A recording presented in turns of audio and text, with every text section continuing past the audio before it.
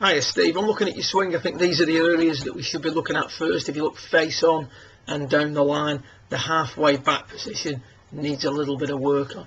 I've put on here from face on, you've got very level hips, which is producing a little bit too much of a movement off the golf ball during the backswing. And you can see there that the left arm has already started to bend a little bit to make up for the lack of wrist set on the way back. I'd like to see you letting this right knee straighten a little bit more in your backswing, not necessarily locking out, but certainly gaining a little bit of height. Let that right hip lift a little bit.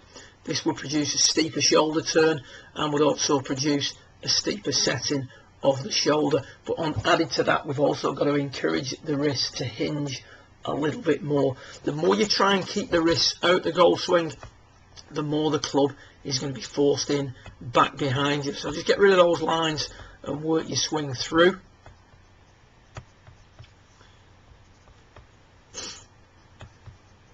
Take you back down to your address position.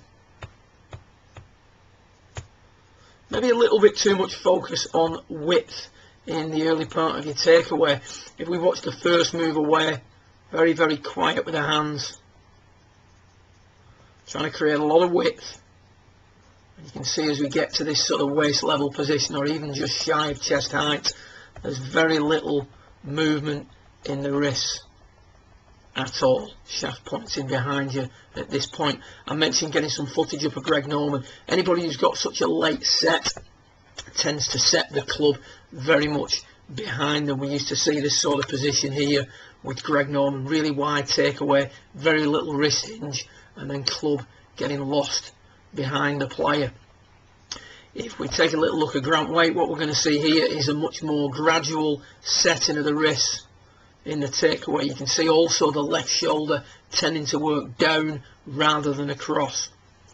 So he's swinging his club, or he's swinging his body in a circle on a tilted plane. You can see the gradual setting of the wrists, and when you see that from down the line, you get more of a look of what we see here with Hunter Mahan. You're going to see again left shoulder working down slightly, club getting elevated much earlier. You can see there that the moment the body starts moving, the club starts to gain height. The wrists are gradually setting. The wrists are setting at the same rate that the swing is being made. So no delay in the setting of the wrists. It's just a gradual and continuous setting of the wrists during the backswing. This produces a little bit more of a cupped angle in the left wrist halfway back, rather than a very flat angle in the wrist halfway back. From this position that we see you in down the line now, quite a level shoulder turn, very little wrist set. The elbows now start to divide, and as we get to the top of the backswing, we can see there that the elbows have become divided. Let's take that back a little bit.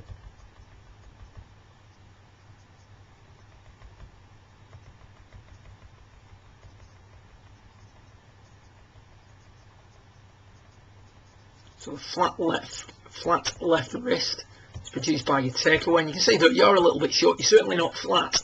I don't know where you got that one from, but you can see there your arm swing is definitely more upright than your shoulder turn.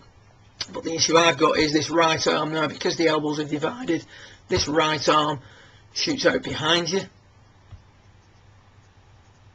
Sorry about that, computer's having a funny one. Get rid of those lines.